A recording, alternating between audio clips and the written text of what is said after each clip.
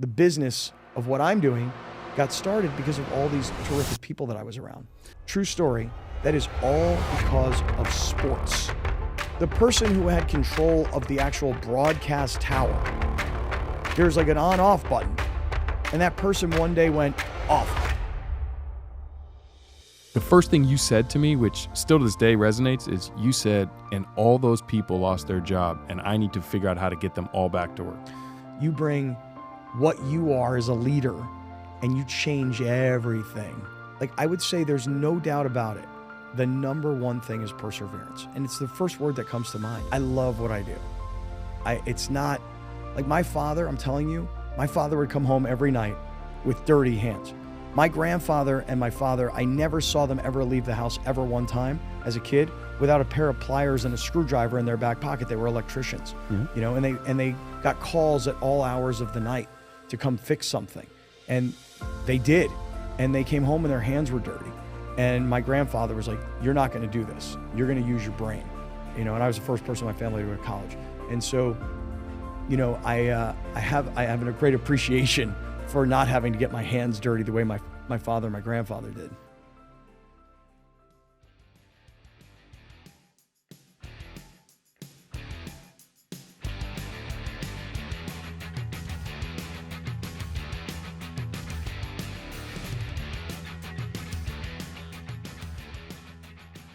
Welcome to the show, Scott. Dude, blown away to be here, by the way. I mean, seriously. Like, this is not just, you know, like when people come out from a late night talk show, like, hey, here's so-and-so, and then they hug it out right there, you know, but they've already seen each other backstage, you know, like sitting here now and seeing what's going on here. Dude, congratulations. Well, thank you. Thank you. It's been a journey, and I still remember doing your show, 6 years ago for the first time? Let's see, what is this, 2023? Yeah, maybe 5 years ago. 2017? Yeah. Ish. Yes. In an Everbowl, by the way. That was the first time. Yes, you actually were the first in Everbowl episode I've ever done. I've seen them since. Yes. Well, because I didn't think it was going to work. And you're like, hey, no. I want to come to you. Let's do this in Everbowl. Yeah. And there was we were grinding bowls. There was a whole bunch of noise, and people were coming and going. And I loved it. It was like a live. It was like a live performance. I love the background noise. Yes. I love the ambiance of real, authentic sound. So back then in particular, as I was just starting to learn about podcasting, which, you know, I was kind of late to the game, but now everybody's got one, right? And dude, and the way you're going to do it is going to blow people away.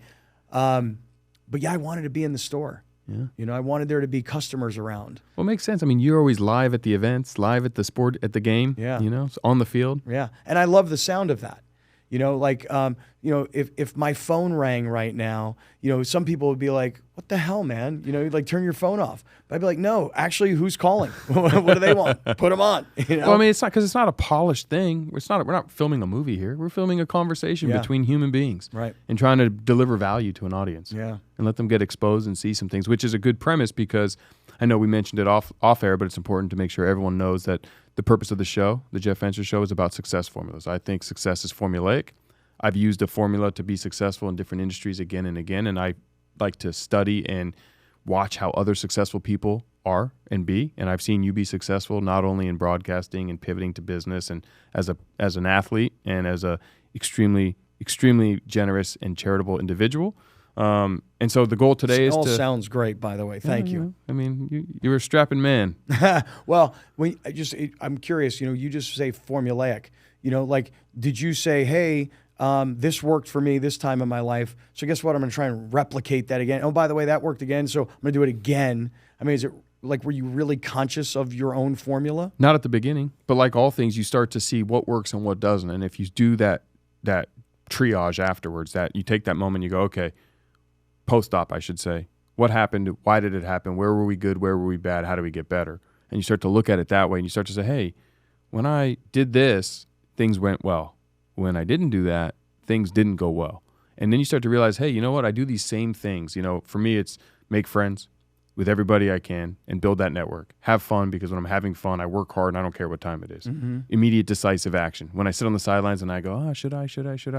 Doesn't work. Kaizen. Can I get 1% better every day? Instead of focusing on, I need to win the Super Bowl tomorrow. What if I just focus on doing my best today and getting just a tad bit better? And I do that every day. You know what happens? You win the Super Bowl at the end. And finally, change ready. That when the world says, hey, it's time to change, don't be so stuck in your ways and, don't be blockbuster. Realize like, hey, information is here. COVID happened. What are we going to do now? We can't do what we did yesterday. And those have worked for me, but it's different for everybody. But don't mind me asking a question because Please. I can't help usually I'm the person asking the I was questions. just going to say. Do you have time? Like, I think the average person who might hear what you just said might think to themselves, hey, that's really cool, Jeff. You've thought about all of these things. Do you find that most people don't have the time to kind of sit, think, formulate, and talk about the things that you just talked about, like the average person, kids, life, family, money, career, etc. Like everything you just said sounded super thoughtful. Sure. Do you find that like you make time to be thoughtful? I use my time differently. I don't. When you have fun, so it goes back to your values. When you are having fun in life, when this is what you love to do, you want to do more of it, right? So if you enjoy cooking, you want to cook. If you enjoy singing, you want to sing and listen to music. And my wife loves music, so she'll blast music in her car. She'll blast music when she's doing her makeup. She loves music. That's where her enjoyment is. My enjoyment for me is what I do. So for me to spend time thinking about it in the shower, when I'm brushing my teeth, when I'm driving my car, talking to friends, like I'm either on a phone or listening to a podcast in the car. I don't listen to music. I like music. I don't love music. I like to improve. So I use my time to think about it. And so every minute that I'm using my brain power on the things that I love to do, I'm getting better. I'm learning about it. So I don't have time you don't have time. You're choosing these other things over that thing, which is fine. Yep. It's okay. Yep. But just recognize them, then find a way to make a career or find more enjoyment with the fact and the things that you enjoy and make that your purpose. I totally agree with what you just said, though, because it's kind of like people who will say to me, well, I don't have time to work out. Mm-hmm. You make time. If fitness or well-being, I'm not trying to, listen, I'm not like, the expert on fitness here today. You know what I'm saying? But I'm not like in the best shape of my life either. What I'm saying, though, is that like, I always hear people say, I don't have time for this or I don't have time for that. You make time. Well, so I'm going to give you a time thing. So I actually use this in a lot of my keynotes. The power of 4 minutes. The average snooze button is 8 minutes long. If you do something for 4 minutes a day for 365 days, it's 24 hours. Meaning, if you hit snooze every day, you waste 2 full days a year snoozing for 8 minutes, and you never feel rested after 8 minutes. You're just delaying the fact that you didn't put your feet up off the, out of the bed. Yeah. So if you practice something for 4 minutes a day, 4 minutes, in 1 year, that's 24 hours of practice. I don't care what you're doing, another language, yo-yoing, gardening, learning how to, code online. In a year, you're going to be 24 hours in. That's a lot of progress. Dude, snooze. Don't snooze. I don't know what a snooze button is. I don't know what an alarm is. I don't either. I don't need an alarm. I don't either. You know what I mean? Like once my brain starts getting going in the morning, it's like, let's go. Now, you probably like me in this sense. It bothers me sometimes when I'm on vacation and I wake up and it's like 4:40 and I don't have any work to do and I'm supposed to be relaxing. Yeah. And I'm with my family and it's like, I can't wake my wife up. It's quiet. It's dark. And I'm like, what am I going to do now? And then I just toss and turn. Yeah. I try to prepare my mind if I'm going to, just as an example, this past weekend I was out of town and I knew I was going to be in a situation where I should try to relax. So I started thinking about it days in advance, So because otherwise, by the time I get someplace and by the time I actually wind down a little bit, it's already time to get back. Sure. And when I get back, I'm always like jumping full speed ahead. It's not like, hey, I'll ramp it up. I just had a couple of days off. No, dude, it's 130 miles an hour, not 110. Yeah. So takes days to relax. By the time does. I'm finally in relax mode, vacation's over. Yeah, that's my problem. Yeah. Yeah. I say that, but I think it's also what you were saying earlier, which is I love what I do. It's not like my father, I'm telling you, my father would come home every night with dirty hands. My grandfather and my father, I never saw them ever leave the house ever one time as a kid without a pair of pliers and a screwdriver in their back pocket. They were electricians, you know, and they got calls at all hours of the night to come fix something. And they did. And they came home and their hands were dirty. And my grandfather was like, "You're not going to do this. You're going to use your brain." You know, and I was the first person in my family to go to college. And so, you know, I have a great appreciation for not having to get my hands dirty the way my father and my grandfather did. Sure. And, you know, that line of thinking of loving what you do, I think this is where it gets a little hard for some people, because some people say you don't need to love what you do. You need to do something that makes you money in a career, or you need to learn to love what it is that you're good at. But the truth is, if you don't love the process of what you're doing, it's not what you're doing. That's where I think we get broken. Like, when I started a payroll business, my first company, I don't love payroll, but I love the act of working with business owners, making that relationship, giving them a service, getting money for it and monetizing that skill, and then building those relationships. I loved the process of selling payroll. I didn't love payroll. Yeah. And I think if everyone learns to love the process of what they're able to do and what they're good at, they're going to be so much better. Because if you don't love it, you will lose to guys and girls who do. Yeah. I'll just work harder because I love it. If I hate it, I'm not going to do it. Yeah. I'm going to wait to punch the clock and go home. Yeah. I mean, it kind of sounds idealistic in some ways to say, you know, you got to love what you do and you got to hope to monetize and all those other stuff, especially when you're dealing with real life.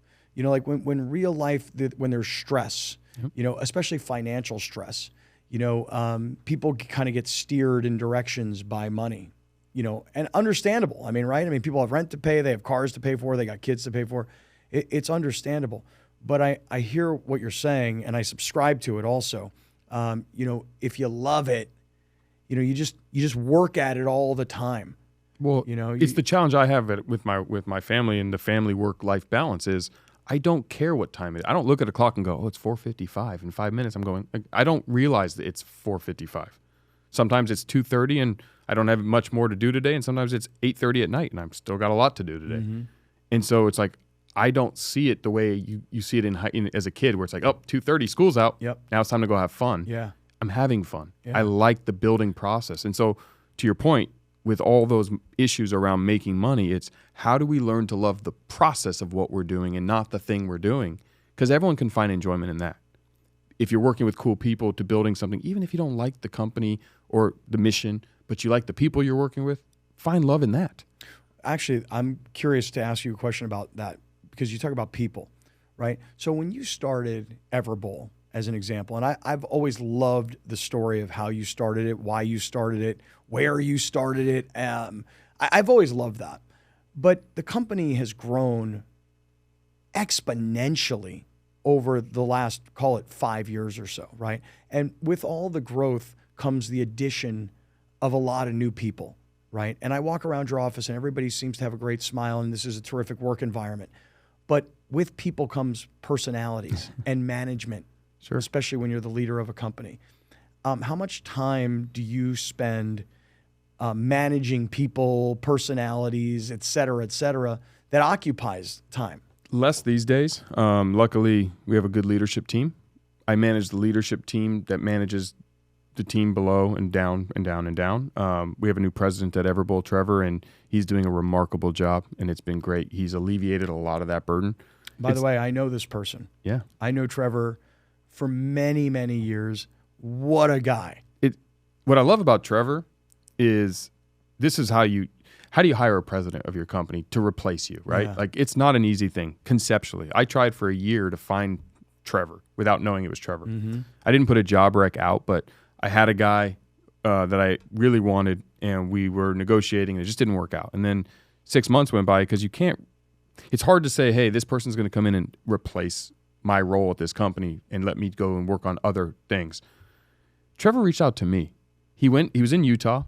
He was there as a customer because he's vegan and he was looking for a vegan restaurant. He found this place, Everbowl, in Farmington, Utah. He went for a bowl with his wife. He's like, I loved it. I went back the next day and the next day and the next day. When I got home, I was like, man, that's really good. And he Googled and realized we're actually from San Diego, where he is, and they're all over. And he reached out to me on LinkedIn and said, I'm a customer. I love the brand. I just want to meet you. Can I come to your office? It wasn't about a job. And then we met, and I loved him, and I loved his passion. I loved his experience. I loved his work ethic. I loved his mindset. And 4 months later, we were like, we need to figure out a way to get you in here. And naturally, he was the perfect person to step in. And the best thing about Trevor is he's so good at what I'm not so good at that he made the company so much better. Mm-hmm. We grew as an organization immediately when we hired him because I was holding us back. Was it okay, hold on. That's interesting. Just one quick question, though, before you say you're holding us back. Is it a peaceful transition? Is it hostile in any way? Like where, hey, here's a new personality. Here's a new leader. I'm stepping back. He's taking over. Things will go his way. I don't think so. No, so it was peaceful, if you will. Well, yeah, because he's replacing me. I'm replacing I was the president and CEO of Everbull. Mm-hmm. We hired him to be the president. So I'm no longer the president of Everbull, which means the day-to-day operations goes through him.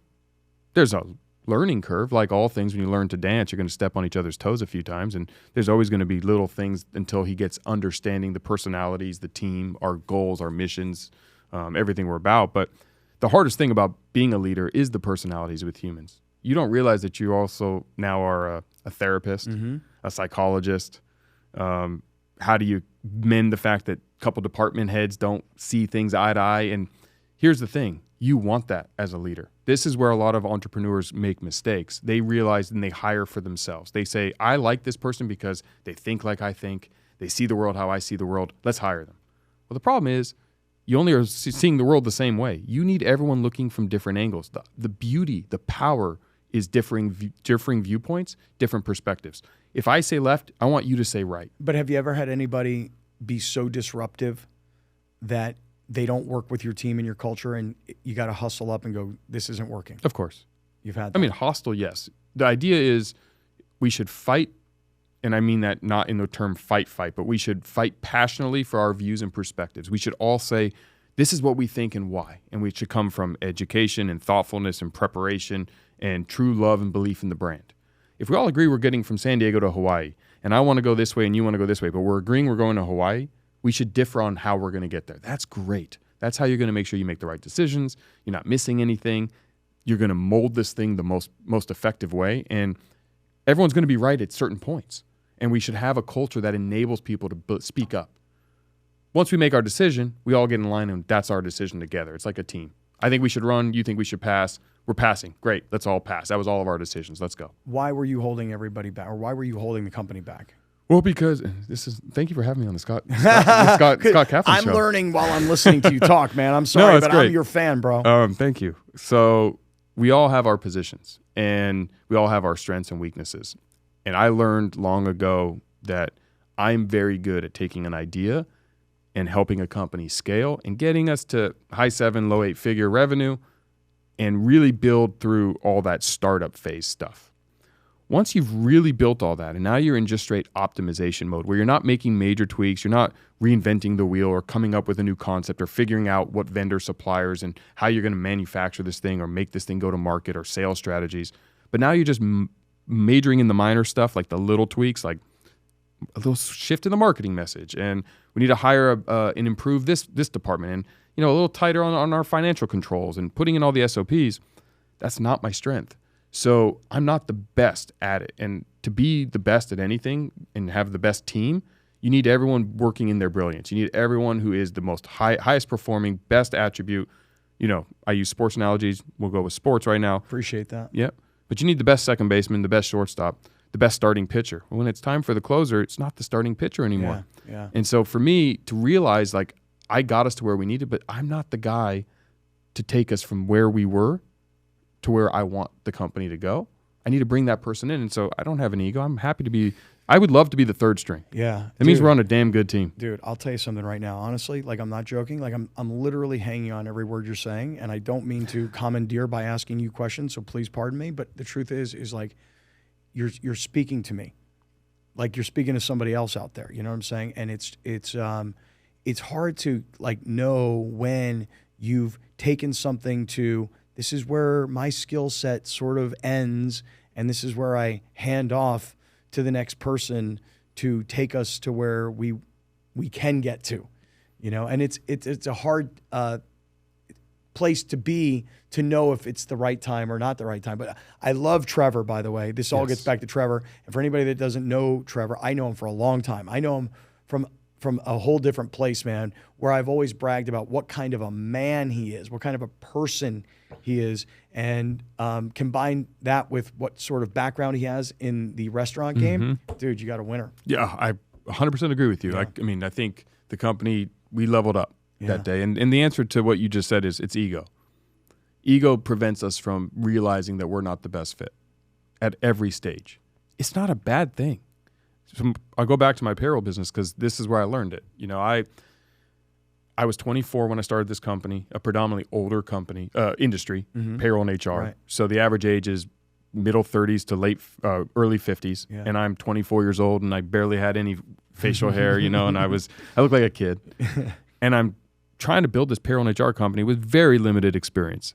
And I felt like a fish out of water. Like I felt like everyone was like, oh, you know, this guy, like, how am I going to command their leadership? So I thought like I had to come up with every answer. I had to be the fearless leader that was going to take us where we needed to go. And I hired great people, recruited great people, and then they'd leave. And I hired great people, recruited great people, and then they kept leaving. And I kept blaming them. Like, they have no conviction and they don't see our mission. And one day, honestly, I was 26 years old. The company was doing really well. We just cleared 8 figures for the first time in revenue. And our number 2 guy left. And on his way out, I asked him, like, why'd you leave? Like, well, hey, his name was Dave. And I said, Dave, why are you leaving? And he had the courage to look me in the face. And he goes, honestly, because I can't get out of your shadow. And basically what he said that, I had like, oh, well, you're an idiot. Leave, like, get out of here. And then I went home and I was just thinking about it a few days later. And then it really like hit me as I'm seriously like brushing my teeth, staring in the mirror. You know what the common denominator of all these people leaving was me. Yeah. What were you domineering? If I had to be the guy who came up with the idea. I felt like if I didn't get credit, then people would be like, oh, Jeff's just the rubber stamp leader because he's 26, he's young, he has no experience, he's a kid.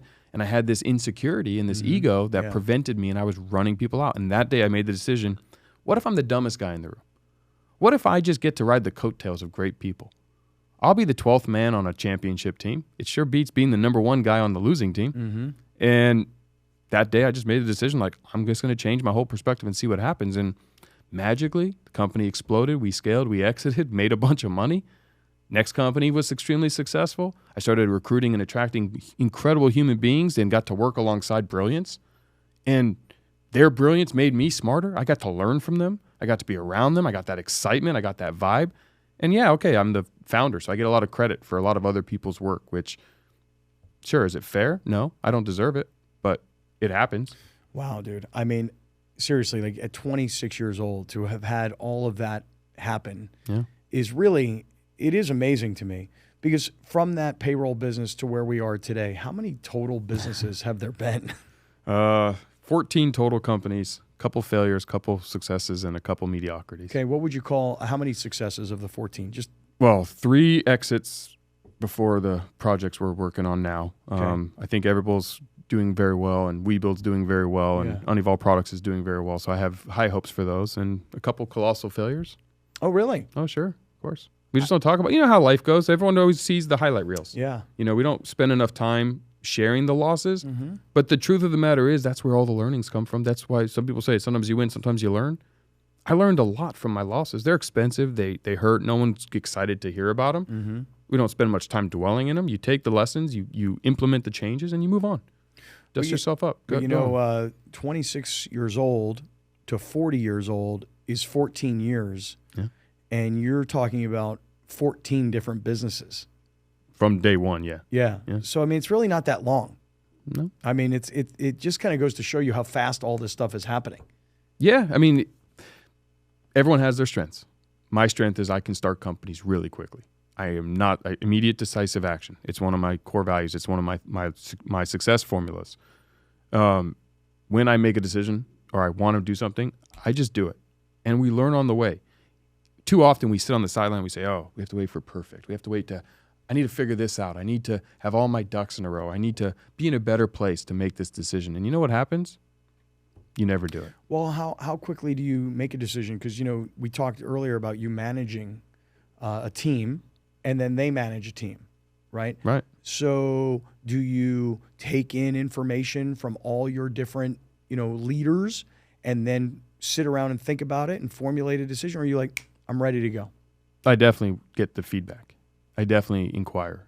The idea is to make informed, educated decisions and then go. But once you make your decision, you made it. You no second guessing, no wondering what ifs, and then you just adapt. You pivot, you alter, you change. I mean, you know this as someone who had to, from the Scott and BR show, my favorite show of all time. I appreciate that. To how really quickly technology and the broadcasting environment changed It did. overnight. I mean, everyone has podcasts now. Yeah. Everyone's their own media company now. Right. Oh, for sure. You broke into an industry that was very hard to penetrate and was like the rubber stamp and seal on how you get into that world. And you were in. And then one day the doors just got kicked in and the walls came down and now everyone can do it on their own. And you had to pivot and alter and change. I mean, true. I mean, my industry. It's funny. You're 26. You're talking about the story. You're 26 years old. You're in this, payroll business, right?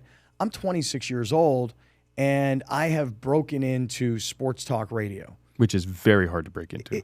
And at that time, it was still relatively new. I mean, sports talk radio, if you really look back at the history of it, maybe you're talking the late 80s, early 90s. So I'm talking about the mid 90s, 96-ish. Jim Rome has established himself and is becoming a growing product. But I'm a young kid and I'm trying to break into this industry because I would listen to Howard Stern. I kind of thought like Stern, sports, comedy, sports. Back then, it was all hardcore. Mm-hmm. So I did. I broke in, and then again, we're talking about that time, 26. Then all of a sudden, I've been in this business for like 20 something years. Like, how did that happen so quickly? And then when you think you're succeeding, because you're an on-air talent, and there's a sales team, and there's a management team, and there's a promotions team, and you show up in your office and you broadcast your show, and you go places, and everybody's kind of high-fiving you, and you're kind of a leader of a sports community. And then all of a sudden, one day, from kind of like out of nowhere, whole place shuts down. Like the person who had control of the actual broadcast tower, there's like an on-off button. And that person one day went off. As an entrepreneur, I know how meaningful it is to invest in the people and causes that are close to me. And on GoFundMe, it's easy, safe, and powerful to do just that. Whether you're supporting a family member, friend, local business, or charity. And whenever you make a donation, you're protected by the GoFundMe Giving Guarantee. Visit GoFundMe.com today to help make a positive difference in your community.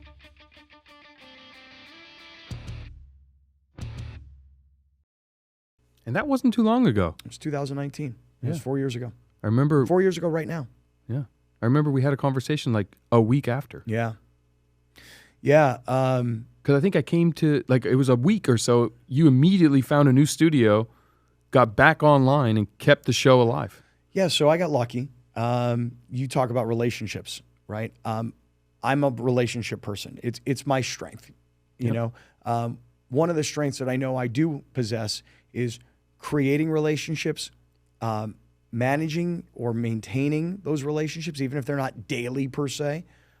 Adding value to the relationship, so it's not all take, it's give and take. Our common friend David Meltzer would always say to me, he goes, "You know what your problem is?" He goes, "You don't receive well."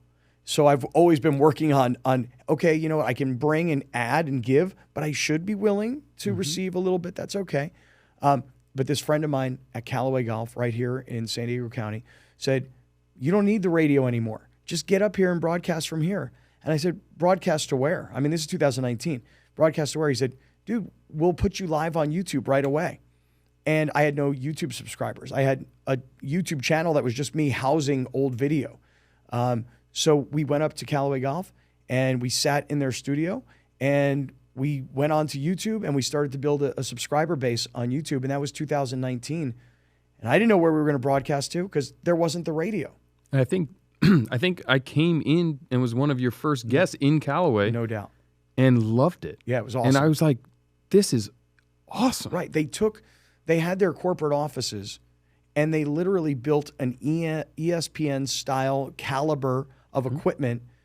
They had an ESPN producer who worked for them, a former ESPN producer, and he said, "You want to make it look like ESPN? We'll make it look like ESPN, no problem. And we'll host shows and podcasts, and we'll have all of our PGA Tour stars stop by, and we'll create content." And I loved it. You sat, if I remember correctly, there were the 2 chairs, and you sat in the behind the other desk there, and it just had a great vibe. It had like a late night TV talk show feel. Yes. And by the way, at the time, the content wasn't really so much about like local sports. The content was about now a war between me and the management who just shut me down, and the ownership who turned off the light switch. And in fact, I can remember the very first day that I was there, I was wearing a sweatshirt that said Warrior on it, and I was like, I can't take this lying down. Everything was going great. Advertisers, sponsorships, ratings, everything was going great. And you took me off the air because somebody mismanaged the business. And I'll say something, and I don't know if you realize this, but when that first happened and we were talking and you were telling me the story how overnight 1090 just gone. Yeah. The first thing you said to me, which still to this day resonates, is you said, and all those people lost their job, and I need to figure out how to get them all back to work. And so your mission, actually, you say your show, but that's the conduit for all those people that you were fighting for. Yeah, I was. And you talk about failures, versus successes. So I, in this moment, I'll just be brief with the story, the actual transmitter itself was in Mexico. And it was owned by this Mexican family from the very beginning. And their grandfather was a lawyer who helped create like cross-border broadcast rights, et cetera, with the United States government. So I went down to visit with these folks into Monterrey, Mexico. And I went down there to visit with their family and say, look, I've been on this radio station for 15, 16 years. I realize it's gone through iterations of ownership, but, we should work together. And I had I deposited to rent office space. By the way, the company went under. They owed me quite a bit of money. They paid me 10%. I took the 10% of the money, and I was renting office space, and I was hiring lawyers. I mean, I was doing all the things I needed to do to try and establish this business. Went down to Mexico, had these negotiations. They came back up to San Diego, had further negotiations. And frankly, at the end of it all, my CFO, and I'm making this sound sexier than it is, my girlfriend, who's also my CFO, she says, look at the bottom line. This is a losing business. And I'll never forget, I was in this restaurant about to have lunch, and what I thought was going to be one of my lead investors called me and said, we got to get out of this deal. This is a terrible deal. You're going to get a bunch of friends stuck in a deal. You're going to wind up killing yourself working on this thing, and we got to get out of it. And I was like, dude, I got all these people. I got office space. I got all these people that I want to put back to work. They're ready to go back to work. He said, I'm sorry, man. It's a terrible deal. Well, thank goodness.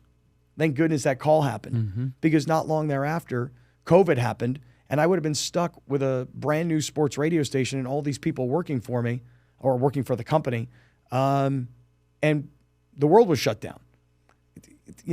So I look at it as like I didn't succeed in getting that radio station back into my possession, and I didn't succeed in putting all these people back to work, but everybody went on And you were change ready, though, because once that phone call happened, you pivoted.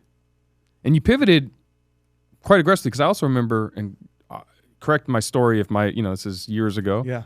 But you also had an opportunity to move to Houston. And the reason you were trepidatious about it was the same reason, that it was just going to be you. And you couldn't bring your team, and you were like, nope. And you just couldn't do it. This radio company, it's a big radio company. And, and if you're in the radio business, this is one of the bigger companies to work for. It's called Odyssey. They had a radio station in San Diego. I assumed I was jumping ship over there because that's what they had told me they were going to do. They said, hey, can you go to Houston and just go down and meet with these guys? They're the Houston Texans radio station. I went down there. I knew it was a big mistake because I knew that once I got down there, they would want to do something. I had the experience to feel confident. So I went down there. They offered me the job. I remember driving to that Callaway Golf studio one day, and my longtime producer, who's now my co-host, said, hey, dude, you have to do what you have to do for your family. If you have to move, go move. And I just couldn't do it. I was already established in this community through, I don't mean to just make it seem like I'm like the greatest volunteer in the world, but I was already involved with different organizations and charities. I sat on boards. I had people that were working with me that I wanted to reward their loyalty. And so I just said, you know what, we're going to find a way to make it work. That's all. We're just going to find a way. And so I didn't go take this job down in Houston, which again is another good thing because again, COVID happened and so I just rebuilt. And you know, it sounds good, like it makes it sound successful and sexy. It's a freaking grind, you know, because now, right? Because now it's not like, hey, I go to a radio station every 2 weeks, they give me this really healthy paycheck. Now it's, okay, I own the content and I'm going to place it in lots of different ways. But then I also have to monetize it because there's people that work there and there's software costs and there's rent for space and so on and so forth. And you're not working at a radio station anymore. You're a content production company. Yep. And you know, it becomes a grind, especially, by the way, when you know, in media, so many people have had to piece things together to make the money they were 5 or 10 years ago. So now I find myself doing not just one radio show that I now own, operate, sell, distribute, et cetera, but now I have a radio job as well for ESPN in LA, and there's a lot of schlepping back and forth to get up there, but that's what you do in media. And it gets back to what you said earlier, you know, which is my brain is really operating right now. It's like, if you love it, you know, it is a grind, but you don't think of it as a grind per se. You love the process because once the lights come on, you light up. Yeah. And this is part of now I obviously have zero experience in sports radio. I'm not a radio host, but you also now, once you owned your content, were able to pivot and create your own company called Sided. Yeah. And first of all, for those who don't know, you need to go to sided.co, C-O. It's revolutionary. It's disruptive.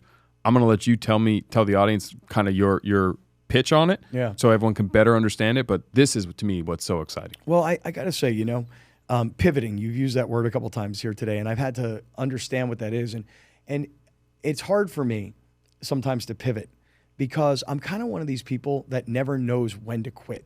Mm-hmm. You know, sometimes, you know, you talked about failures earlier. At some point you say, okay, hey, this one didn't work out. I'm one of those people that failure's not an option kind of a thing. And I can't get over it when it's not going my way, if you will. Sure. So, but I try not to stick the square peg into the round hole. Like I'm understanding that I can't do that. Well, and it's not just about quitting, right? Because when you start to look at failure as a binary, it doesn't work, I quit. It's not really how it goes. What it is you've learned which ways don't work and you just keep moving forward. If you change the perspective of, I failed to make this company successful. No, I found a way that this company won't be successful. So now I'm going to pivot. I'm going to alter. I'm going to change my course because that's a brick wall. Yeah, and I think you're so right on. And so, you know, when you're in the business that I've been in my whole career, which is talk radio, what you kind of come to realize is, at least I did, is that when your career is over, what do you have left that is tangible and sellable? Like if you wanted to sell Everbowl, that's a tangible, sellable product. As a radio host and personality, you don't have that. Now, if you're Howard Stern, you have a library of content that you might be able to sell, no different than Michael Jackson's library of content, Prince's library of content.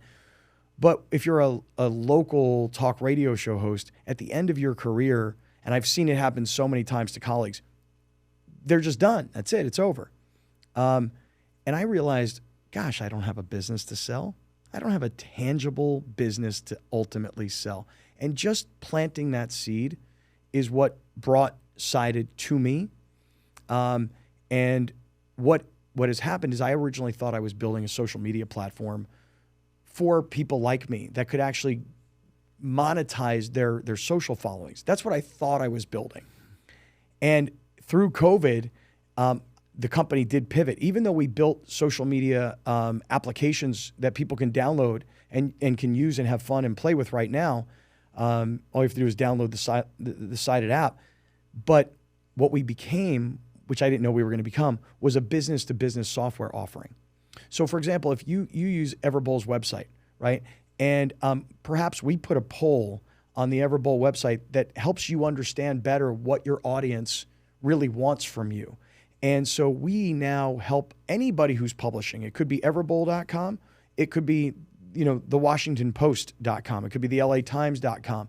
We've got big websites that are now using our company, yardbarker.com. I mean, really big websites that get millions and millions and millions of page views and visits. And what they do is they use our polling software now to further monetize, which every online publisher is trying to do, because, and then secondarily, and maybe even more importantly, is collect first-party data.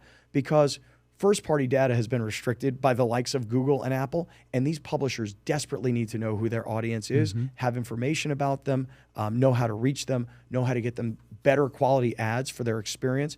And by keeping them on their site longer, which is what our software does, they make more money from other impressions from ads around the site. So, being in the media business for all these years, I know what kind of a struggle it is to make money consistently in media. And what our company and our software does now is it helps media companies, helps publishers, even if they're just businesses, get to know their audience better through polling and help monetize through advertising.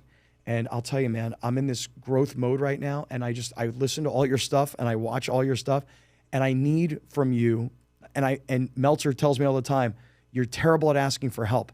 I need help because you know something and you know how to do something that I'm trying to learn how to do. And I'm trying to learn how to do it at 53 years old, by the way. I wasn't 26. Well, I'm always here to help you, as you know that. You just call me. I'm happy to do what I can. And if I can't help, I'm hopefully can, with our relationship powers together, solve it. But with Sided, would it work for a local? So you say the word, it helps publishers and content creators. Yeah. The challenge for a lot of people is they don't realize that they're publishers and content creators. Right. Does it work for every website? Every website. So listen, if you were a pest control company and you wanted to ask people, what's your biggest problem? Ants, spiders, mice, I'm just making this up. You could take our polling service and utilize it on your website and collect data about your audience that you currently don't have. But let's just say, let's say you're a sports publisher. I use the website yardbarker.com, for example. They're a new partner of ours. So they're taking our polling service, and they may ask you a question like, is the Aaron Rodgers trade to the New York Jets ever really going to happen? Yes or no? It's a way to keep somebody who's reading that content engaged in that content. They vote. Now they have an opportunity to create a social network on their website. And that's important because it keeps people on the website longer and it gives more advertising opportunities to the web publisher. Now, look, you don't want to intrude on people's time on your site. You want to feed them quality stuff. So that's what our product really does. But the monetization part for the publisher is, wow, I can take this really cool polling service that my audience gets value from. They'll give me information about themselves that's good for me. And I'm being paid on the impressions. It's really a win-win for the user who gets to engage deeper into the content and the publisher who gets to make money and collect some data. So I didn't know I was getting into this, brother. I didn't know I was getting into software. I don't even know anything about software. Well, I think the first time you explained Sided to me, you said it's a way for the sports argument to be digitized. Yeah. I think is how you kind of quantified it to me. Your original thought. And that's what I when thought. You had your original idea. Yeah. You're like, basically, you and me are going to argue about whether or not the Padres made a good trade. Right. Which side do you take? Yeah. And we're going to see and let the community get behind it and build this sports argument digitally. And that's what I thought we were building. And Twitter was taking off so much during all of this. And I thought we had a competitive product. And I know it's hard, right? Like anybody who's listening right now is like, what are you talking about, man? What are you going to take on Twitter? I wasn't trying to take on Twitter. It's just that Twitter's so toxic, and I thought that if you give people a topic and they pick a side and they have conversation about it and they're scored by their peers and they can win things for their opinions, I thought it was a great concept. And by the way, it may still be, because now I look at Twitter and they're going to restrict polls, for example. People love to write polls. People love to get audience reaction. But if you're not paying for their service, you're not going to be able to use polling anymore. Well, they may have just thrown us an alley-oop, that, hey, we already have this great polling service. We already have a great place to have conversations that are a lot cleaner because people are actually engaged in a piece of content, not just yelling and barking at one another. It may all still come back. Yeah, but Twitter's now being run as a private company with a different perspective and a different view. And, I mean, they're a cruise ship. They're an aircraft carrier, and what you have is being a smaller company. You have strengths that they don't. You have speed and agility. You can get in front of it. You can try things. They drop something off. You can be the landing place. And you're not Twitter. No, we're not. You're not Twitter, and you're not trying to be Twitter. No, we're not. But just because you may have a couple features that were available in the Twitter ecosystem, it is toxic. A lot of the stuff online is toxic. Yep. But what I love is that you're giving a voice to the consumer and the viewer of websites, which that's what we all want. Otherwise, it's just being spoken to all the time. Yep. And you're giving the companies that use your technology the ears to listen. Absolutely. I mean, that's actually really, really well said. I would like to repeat that and use that because that's exactly right. If you're a publisher, okay, and again, I didn't really know I was getting into this space, okay? It happened through pivots. It happened through the things you were talking about earlier. I'm running up against a brick wall and gosh, this isn't working. Let's move over here and oh my goodness, wait a second. We seem to have found product market fit.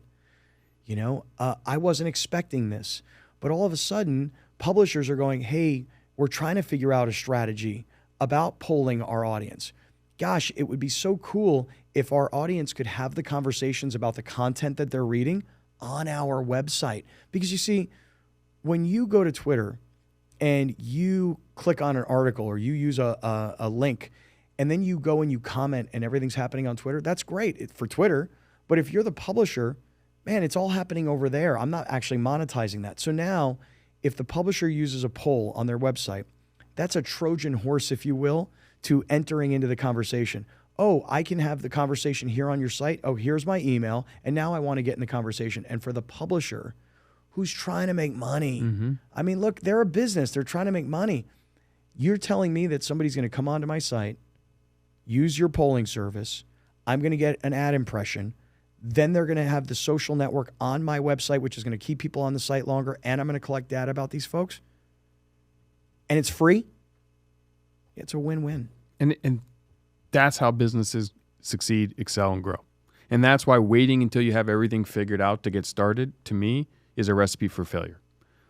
Because what you think you're going to do, even when you have all your ducks in a row, your I's dotted, your T's crossed, you're then going to have to find product market fit. Yeah. You're going to have to realize that, nope, that's a brick wall. Do you know how many businesses that I've either started, been a part of, or friends of mine who I've got to be a front row seat to be an ear or just be on the sideline, have had to alter and pivot to find their success?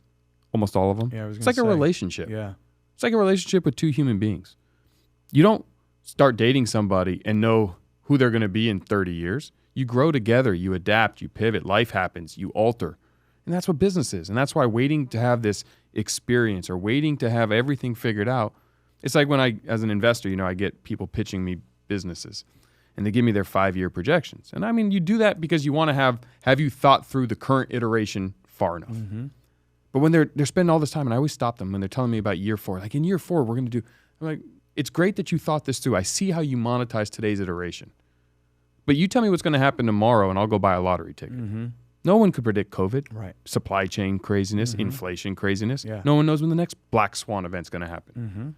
So are we in a recession coming up or not? I don't know. Neither do you. Nope. So the idea is, what are you going to do today? Have you thought about multiple iterations? What happens if? And then just start. And as you know, I hit the wall. That hurt. Can I get through it? No. Small alteration. Go forward. Same vigor, same tenacity, same perseverance, same hunger and excitement. You'll find a way. Yeah. Water always finds a way through. Yeah. And, all those things that you just said, hunger, excitement, perseverance, tenacity. I mean, everything you just said, man, those are words that I swear to you, I live by those words. And I don't live by them like where I've got them hung up on my wall and I see them every day. It's just the way I know I'm wired, which is find a way to make it work, The truest method and guarantee for success is that whole motto of find a way to make it work. I'll bet on that over someone who thinks they have it all figured out, extremely polished. I'll take the hunger, the dedication, the individual who says, look, I don't know if it's going to work, but I guarantee you we'll keep trying till we find a way. Yeah.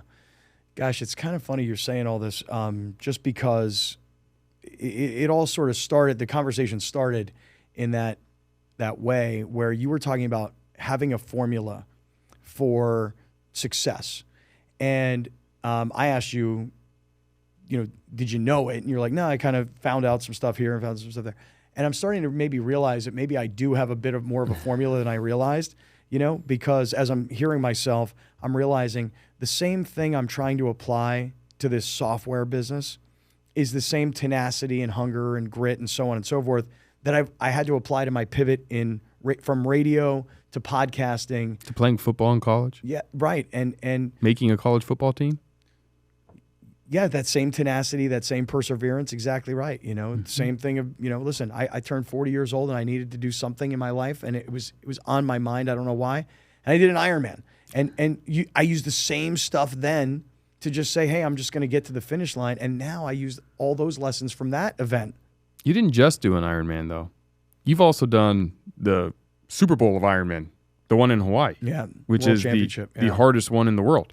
That's what they say. I've not done any others, so I don't know. But I mean, like, you didn't say, you know what, I feel like taking a hike. I'm going to go hike Mount Woodson. Yeah. You're like, I'm going to take a hike. I'm going to go hike Mount Everest. Yeah. Like, let's just see how I like hiking, and let's go do Mount Everest. Yeah, I had never done triathlons before, and I didn't mean to like kind of drop it in, but it is true because I swear to you, man, like, the day that I did the Ironman, I can remember being at about the 13-mile mark of the run, and which is the last leg. Which is the last leg, right? And so I'm about midway through the marathon. I've never run a marathon in my life, and so the sun was setting in Hawaii, on the Big Island of Hawaii. And one of the guys who I talked to during the week, he was a former world champion, and he said, you're going to get to a point in this race where you are going to question, why am I doing this? Why would I be doing this to myself? And he goes, and when you get to that point in this race, I want you to remember that you asked for this. I'm getting goosebumps because this is a completely true story. You asked for this. You said you wanted to do the Ironman in Hawaii, and when you're hurting and you're trying to figure out why the hell are you doing this, or you're thinking about quitting, just remember, you wanted to do this. There was a reason you wanted to do this. And there's 13 miles to go in this marathon, and I'm looking at my watch, and I'm like, I'm going to make this. I mean, there's no doubt I'm going to finish the race in the allotted time. It's just how fast can I do it? And the sun is starting to set, and I'm like, this is that moment that he was talking about, and it just, finishing that race was going to be a symbol for the rest of my life. Yep. That when I say I'm going to do something, I freaking do it, man. I get done, I get to the finish line. And that, just for anyone who's not aware, that's a 2.4-mile swim, a 112-mile bike ride, and then a 26.2-mile run. Yeah, which individually, any one of those three things is mind-blowing and difficult. It is for me today, I can tell you that. For right anybody. Now. I'm not in the kind of shape I was in back then, and I think about that mileage, I'm like, how the hell did I ever do that? How did I do that? I mean, you tell me I have to go drive 112 miles, I'm like, oh man, that's going to take me a while. I know, it's going to take a couple hours. What are we going to listen to? Yeah. I mean, you biked it after swimming 2.4 miles. Yeah. And then when you were done with that, most people would be dead. Yeah. You then had to run a marathon. Yeah, first time ever. It was awesome. First time. And you've never done another one? Never done another marathon. No need, huh? Just waiting for the motivation, Like I have the same guys that I trained with back then. One of the guys is turning 70, and that's his motivation, and he's going to start to get his mind right and get his body right to go try and do it all over again. I will just say this. When it comes to business, and we talked about this a little bit earlier, time. So now, the time that I spent swimming in the pool, which was an hour every day. And every day? 7 days a week? Oh, yeah. I mean, training for an Ironman is a full-time job. How long did you train for? I trained for a year. One whole year? Yeah. And it is a full-time job. I'd go meet somebody at the swimming pool at 10. We'd swim 10 to 11, 11:30, whatever. Get on our bikes 12 to 3-ish, and then come back and run from 3:30 to 4:30, 5 o'clock. And then eat something, and then go home and deal with kids and wife and everything else. By the way, it's a brutal thing to do to a family. I acknowledge that, So anyway, you take that time, though, that I invested into all of that, and now I just put it into into the podcast that I own, into the radio show. So when people say to me, like, gosh, you're doing 2 radio shows a day, and you're running this software company, I'm like, yeah, I know it sounds like a lot, it is. But when you train for Ironman, you realize there's no time off. Yep. You know, and by the way, I don't think it's the best thing to be doing either, because I think that when you spread yourself too thin, you don't focus in on one thing. And I'm trying to get better at focusing on what has the most potential in my professional life right now. Sure. But I think what you demonstrated to yourself, and that's a formula that you are now realizing you're using again and again and again, is you will find a way, you will stay committed. And commitment it's one of the number one things that most people lack. It's easy to start. It's hard to finish. Mm-hmm. It's hard to stay committed because we will all have that moment. Like your mentor friend said, you know, when you hit that moment of like, I want to quit, it's easier to just hit the button and be done. I can stop. No one's making me do this. And that's true in relationships. It's true in business. It's true as an employee. It's true in every sports. But why did you start? And if you can lock that in, and that goes back to why having fun at what you do and finding love in the process, because I can't imagine the training was fun for an Ironman. I mean, it's swimming, running, biking every day. And swimming in the ocean where you're petrified that you're going to get eaten by a shark. Yeah. You know, not fun. Not fun. Not fun. And you also were and I don't know if you remember. I mean, of course you remember, but my favorite charity that you were really an advocate for, a spokesperson for, was the Challenge Athlete Foundation. And you guys used to always talk on the radio about the bike ride from San Francisco down to San Diego. And I loved when Bill Walton would come on because he was a biker. Yeah. Oh yeah. And he's 6'10". Oh yeah. I mean, he's like a 7-foot guy. 7-foot guy. Like I always used to picture as I'm driving in my car, someone as tall as Bill Walton on a very thin little bike. Big old bike. I mean, tall. Like really tall. Yeah. Like he'd be taller than my car when I pull up and I'm staring at his knees, you know? Right. And I mean, you rode from San Francisco to San Diego pretty much every year in the I did it for 5 straight years. Yeah. Very inspiring. I can remember one of my best friends, a guy by the name of Jeff Jacobs, who got me into this. And the very first day that we were going to train, because I'd never ridden a road bike before, the very first day we were going to train, we had my video camera crew out there. Think about this. This is 2006-ish. So, you know, we talk about everybody's got a media company now. Everybody's got a podcast now, and that's great. But back then, it wasn't like that. We had handheld cameras, and we were doing these interviews, and we were putting them on the internet. This is the early days, right? Pre-podcasting almost. And he said, an event like this will inspire you and create relationships for life. And when you see a person who was in Afghanistan and got blown up and was in a body bag and was being shipped off as dead, and then a nurse finds, oh my God, there's a bubble coming from his nose. He's not dead. Unzip the bag, resuscitate this guy. And now here's this guy's body mangled. You know, shirt is off and scars everywhere and half an arm and all these other issues. And they're going to ride a bike or a hand cycle from San Francisco to San Diego to raise money so that other people who have these, you know, challenges can get back to life through sports. It is inspiring when you see little kids that were born with physical deformities and they're like, I'll never run in a race, but with prosthetic legs, they will. Yep. You know, and so not only do you get inspired when you're around people like that, but the relationships, true story. I mean, so many of my investors in a company like Sided, I was inspired by them as business leaders, and they encouraged me to start a company, and then they funded it. They put their money where their mouth was. And that is all, true story, that is all because of sports. Hey, fitness fans, ready to crush your fitness goals? Make your move to EOS Fitness, where becoming a member starts at just $9.99 a month. Gyms are open 24/7 and packed with the latest gym equipment to keep your workouts fresh. What are you waiting for? Give them a call, drop by, or hit up jefffenster.com/EOS to join. EOS Fitness, better gym, better price. Now, let's get after those goals. And philanthropy. And, you know, all of these good things kind of rolled up into one is how, you know, the business of what I'm doing got started because of all these terrific people that I was around.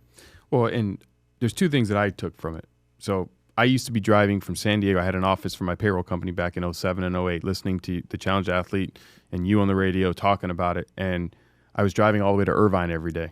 And I'm sitting there, you know, doing this drive every morning, every afternoon, hour and a half drive to and from work, and listening to that and making what it did for me is it made me realize how trivial my excuses were. Because to your point, if I'm missing a leg, I went to fight for this country and I got blown up, and I can ride a bicycle from San Francisco to San Diego, where the car ride from San Francisco to San Diego seems like a hellacious day to me. Totally. And they're going to ride a bicycle or a hand cycle on the road. Yep. Dangerous. Dangerous, extremely hard, extremely long. I mean, California is not flat. Oh, dude, a lot of climbing. I mean, it is a strenuous bike ride. This Yes. is not a... This is not a walk in the park. Oh, no. If they can accomplish that, Yeah. my excuses mean shit to me. Yeah. Like, right. I need to check myself and realize, like, hey, it could be worse. Yeah. You can do better. Mm-hmm. You should do better. Right. You have to do better. Mm-hmm. And number two, what I think you said about sports and business are very similar. I think all kids should do a sport, Mm-hmm. I agree. because what it teaches you about dedication, focus, overcoming, teamwork, how to apply and put all your effort to one mission, and then you get the microcosm of the entirety of it in a Yes. short period of time. Absolutely. Business could take 30 years to see the outcome. A sport could be 60 minutes. Yep. In 60 minutes, did you produce and did you prepare and did you execute? And there's a beginning, a middle, and an end, and it's quick. And did you add the value? Did you hurt the team? Yep. Why did you do one or the other? What was your role? Learn to lose. Right. What? Yes. Was your role accomplished? Because I think, I've always said, like, for me in radio in particular, I know the people who I work with who were team sports athlete types when they were younger people. Doesn't mean they had to have a decorated high school career or play in college or anything like that. Just play team sports versus the people that didn't play team sports. And I always feel like you can tell the difference, because a person who played a team sport, even if you played Little League and you were done at 12 years old, do you know how to be on a team or do you not know how to be on a team? You know? And you know, sports can lead to a great experience. I mean, a great life experience. What was the number one lesson you ever learned in sports? So this may sound like a little trivial. It's a great question, and I appreciate it, and I'm giving you a quick answer. But like I would say, there's no doubt about it. The number one thing is perseverance, and it's the first word that comes to mind. And I suppose it comes to mind probably because I think about passing that on. You know, my son is a senior at a small college, and I'm telling you right now, dude, this guy, he did not play. He was on the football team his sophomore year, not one play on the field. Sophomore or junior year, not one play on the field. Senior year, thinks he's won this competition. They tell him he hasn't. Before the very first game, I was trying to tell him, dude, just wait your turn. Your time will come. The very first game, before the game even started, the last thing that teams do before they go into a locker room before a football game is they kick an extra point. Okay, great. Let's go into the locker room. We'll come back out. The kid in front of him missed the extra point. They said, do it again. The kid missed the second extra point. They said, you get in there. My son goes in, kicks the extra point. They said, do it again, kicks the other one. They go, okay, you start. He went from I'm not going to play to I'm going to start, and has persevered through lots of different junior colleges and colleges just to keep playing football. That perseverance that I got from all level of sports, from all levels, that perseverance I've been able to watch manifest through, you know, my son. Sure. And so number one thing of sports, perseverance. It's a great lesson. I mean, there should be a Chicken Soup for the Soul. There should be a life lessons from sport book written. So we should maybe think about that. We should maybe write that. Yeah. That'd be fun. Yeah. Because for me, there's been so many, but I can say the number one thing that I have taken from sport is life's not fair. And that sounds negative. No. But life's not meant to be fair. Right. And in my family, like my kids, that's not fair. And I always say, it's not meant to be fair. Life's not fair. Stop asking for fair. Yeah. Equal opportunity is different than fair. And we misuse that. And in sports, a referee can make a call that's just wrong. Well, you and I have mentioned the name Drew Brees here today. Sure.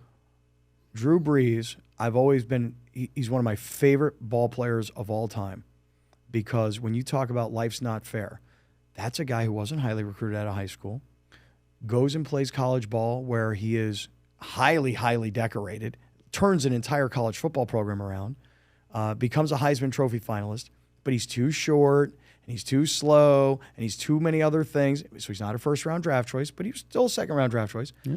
And then he's on a bad team with going through major changes in coaching and quarterback controversies. And then when he finally establishes himself, Drew Brees, what happens? Life's not fair. Gets hurt. And then life's really not fair. You know why? Because when you're hurt, nobody really wants you. And so then life's really not fair because the only team that wants you really is a team with a new coach and one of the worst organizations in the entire NFL. And they want you as a stopgap. Right. You're going to be a Band-Aid, and they're kind of doing you the favor. And then all of a sudden, you bring your, I'll just call it magic, but you bring your perseverance. You bring what you are as a leader, and you change everything because that's what you emanate, you know? And that's why I love Drew Brees as a player because if he would have stayed with our team back then, the San Diego Chargers, I'll tell you this right now, without exaggeration. Who would have won a Super Bowl? Would have won a Super Bowl, and the Chargers might still be in San Diego if Drew Brees, if the Chargers never drafted Phillip Rivers and Drew Brees was allowed to be what he became in New Orleans, history in our city, sports-wise, could be very different. So I had him on my show, and I asked him this question. In full disclosure, Drew Brees is an investor, large franchisee of Everbowl, great human being, great family man. And by the way, he's got his hands in everything. Yes. He is an incredible businessman. But I always wanted to ask him a question that I never did until I had him in that chair. Mm-hmm. And I asked him about how he felt the year they drafted Phillip Rivers, because this was the year he got hurt in the last game of the season of the year that Phillip Rivers was the top 4 pick in the NFL draft. I want to say Phillip Rivers was drafted. Yeah, he was number 4 overall, and I want to say it was 2004 that Rivers was drafted. So Brees was drafted, I want to say 2001 or 2. Yeah, the same year with LaDainian. Right. So Brees has now kind of established himself as a starter, but not like, hey, he's our guy. It was, he's okay, and he's a second-round pick, but Phillip Rivers is a future superstar, and Drew maybe is not. And that was kind of the thought. Because they went time. 2-15 the year before to get Phillip Rivers number 4, and it was they were going to ship him out. Right. Right. But there was Marty Schottenheimer, who was the coach. Yes. God rest his soul, and Marty believed in Drew, and Marty was hard on Drew. I remember a game they played in Pittsburgh, and Marty benched Drew, and Drew, to his credit, showed the fire. He wasn't some little kid going, okay, coach, whatever you say. He was pissed. Screaming at him on the sideline. Right. Oh, you remember this? Well, we talked about it. Oh, really? Yes. He mentioned it. We had this conversation, and I didn't remember it myself without him reminding me. Oh, Marty Schottenheimer was turning Drew Brees into an NFL quarterback. Drew may know that, but I watched it. And so he made. Were you on the field? I wasn't. Dude, I can remember seeing it on television. Oh my God, Brees is going off on Schottenheimer. Yeah. And it was awesome. Marty was building an NFL quarterback. He was putting him through the highs and the lows. He was starting him and he was benching him. He was building an NFL quarterback, but the organization had a different philosophy. There was a general manager, and there was a coach. The coach wanted to do one thing, and the general manager wanted to do another thing, and the general manager went out. And then when Brees got hurt, anybody who's a football historian or a football fan will remember him walking off the field because his arm was locked in a meaningless game, by the way, where he tried to dive on a ball where the Chargers, the season was over. Yeah, it was like a minute left in the game too. He shouldn't have even been playing. It was late in the fourth quarter. Yeah, I don't remember the exact time of the game. It was late in the fourth quarter. But he shouldn't have been playing. Yeah. But he was. And he was still willing to sacrifice even late in the game in a meaningless game. So when Brees goes to New Orleans and becomes Drew Brees, dude, I was in New Orleans for a couple of the most important games of his career. When he broke Johnny Unitas' record for throwing the most touchdowns in consecutive games, I was there, right there next to the Unitas family, watching Drew Brees. Like I felt like I was invested in it. When on a Sunday night or a Monday night, the Saints beat the Chargers in New Orleans, I was there for those kinds of games, broadcasting those games.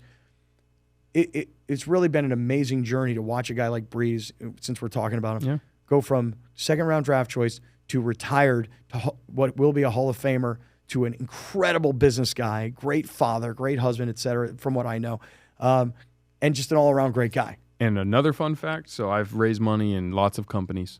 I have had private equity firms invest in me, sophisticated investors. Of all my investors I've ever had, the one who challenges me the most in a positive way through conversation is Drew Brees. Yeah. You see why he is a successful Super Bowl winning quarterback. The way he analyzes business, it's like he's in the film room analyzing a defense, and it is awesome to be on the receiving end of it. You go back to the beginning, formula. Yep. Drew Brees has a formula that worked in the NFL and is working in business. It worked in high school. Yep. It worked in college. It worked in the NFL. It works in business. It's his success formula. And that's the things that we all need to start focusing our effort on is what are the things that successful people are doing, not the skills that are learned, but the attributes and habits that form them. Those are the things we all need to be working on. And that's what the purpose of the show is. Yeah. And I want to thank you so much, Scott, for coming on, man. Dude, it's funny. I interview so many people, and I have for so many years. And people will often get done, and they'll be like, "Wow, that was really fun." And gosh, that I kind of forgot I was even doing this. But I don't often sit in this chair, and I have the same experience. Like, holy shit, man, I forgot we were even doing this. Congratulations, man, on not only all your success with Everbowl, but then the company that now builds the Everbowls, We Build, which is amazing, and this media empire that you're building, dude. Well, I will say, I would be lying if I didn't say that part of the inspiration has come from you, watching you, learning from you. I've been a huge fan of yours before we became friends, but in the last 6 years through our friendship, the man that you are, the work that you're doing in the charities. I mean, we were so many things. We didn't even get to talk about all the other cool charitable things that you're really pushing and driving forward. And you asked for something, and I have one asked for you, that you come back and bless us with another episode so we can dive deeper into the Sighted and deeper into all the things that you're working on and continue to help our audience. By the next time I get here, okay, I'm going to grow. Like, I'm not saying that to be corny. Like, I'm really, like, my company is in growth mode. Yeah. And when I see how much growth you've done, it just tells me, like, hey, it's possible. Like, we talk about an Ironman. I promise you, anybody watching and listening, anybody can do an Ironman. I'm telling you. I had a listener many years ago who has done like 5 Ironmans since, because he was listening to the same stuff, and he was sitting on his couch drinking soda, and he's like, I'm not doing anything with my life. If he can do it, I can do it. If you can do this, I can do this. Yeah. Yeah. I mean, I'm an ordinary guy. I just figured out what extra stuff to do to get extraordinary results, and everyone else can do it too. Yeah. And I'll tell you something else. Do you know Iron Cowboy? I don't know Iron Cowboy. James Lawrence? Mm-mm. So we sponsored him. His name's Iron Cowboy. He first broke a record because he did 50 Ironman in 50 consecutive days. Oh, my God. He then just one-upped it last year. We Everbowl sponsored him. He did 100 Everbowls in 100 consecutive days. 100? Ironman. He did 100 Ironmans. In 100 consecutive days. Every day he did an Ironman for 100 consecutive days and documented the whole thing. Oh, my God. Where can I learn about this? Go to Instagram and go to Iron Cowboy. That is James Lawrence. Listen, you've heard about people doing like 30 marathons in a month. You know what I mean? Ironman. 100 Ironmans a day. 100 Ironmans, one per day. For one Ironman a day for 100 days. It's such a mind blow that I can't even figure it out. 100 Ironmans in 100 consecutive days. Correct. That's insane. He broke his own record of 50 Ironmen in 50 consecutive days. He couldn't do 51 in 51 days? That's what I was going to say. I mean, if I can do one in a year, that's a dream. I have to learn more about this gentleman. I have to interview this person. You need to. I know. Immediately. Yes, he's a good dude. He's in Utah, but he's a good family man. Great guy. How old a guy is he? He must be 45, 48. And is he a professional daily Ironman guy? I mean, he's... he can't do anything else? No. That's what he does. Yeah. He's got a documentary on him, and you can get it on Apple or I'll have whatever. To see it immediately. Yes, it's impressive. He's obviously someone who has an incredible physique and capability and mental toughness and perseverance and can overcome all the pain. I mean, partway through, obviously, I mean, the pain, the injuries, dude, the time in the saddle. I mean, just I can't imagine doing an Ironman and then the next day going to do an Ironman. I can't imagine doing a half marathon and the next day going to do another half marathon. That is one of the sickest things I've never heard of this before. When he told me he was going to do it, I knew about his 50 and 50, and he said, and he loved Everbowl, and he's like, Jeff, I'm going to do this thing. And I was like, I have to sponsor. We'll feed you. Yeah. Whatever. I need to be a part of your story. I need to help you and support you. If you can accomplish this, this is like the most motivating thing I've ever heard. There's a documentary you're saying. There is a documentary, and you can check him out on Instagram, Iron Cowboy. Well, you never know who's going to inspire you, man. Yes. We had a guy, I'll finish so I know you got to hustle, but a couple years ago during COVID, the Challenge Athletes Foundation, they weren't able to put on events. So they weren't able to raise a bunch of money, which really hurt their budget because they had budgeted for, we'll raise this much money, right? So they have no events. We see this guy on YouTube do what he called the off-the-couch Ironman. Now, the guy was a cyclist, but he says, what I'm going to do is that tomorrow I'm going to go out, I'm going to do the 2.4 mile swim, I'm going to do the 112 mile bike ride, and then I'm going to run the 26.2. So he goes out to document all of this, and he says, I've never trained for this. I'm really not a good swimmer, et cetera. Gets through the first half of the swim. He's like, I don't know if I'm going to make it. I don't know. You can see he's a really good cyclist. He's going to make it. He's running the marathon, gets to 16 miles. He can't do it anymore. He goes home. He walks into his house, like, the kid's like, yeah, Dad, you did. He's like, actually, I didn't do it. I only ran 16 miles. Come on, Dad, you got to finish. He goes out with his kid on his bike, and he runs the last 10 miles. We all get inspired by this. Yeah. We decide to do an event called the Off the Couch Ironman. We had like 100 people all come down to the La Jolla Shores. We were going to do the 140 miles. We swam a mile and change. We rode our bikes 132 miles or something, and then we did like a 6 mile or 10K. So we did the full discipline. We just did it in different increments, all because we were inspired by some dude we've never met on YouTube.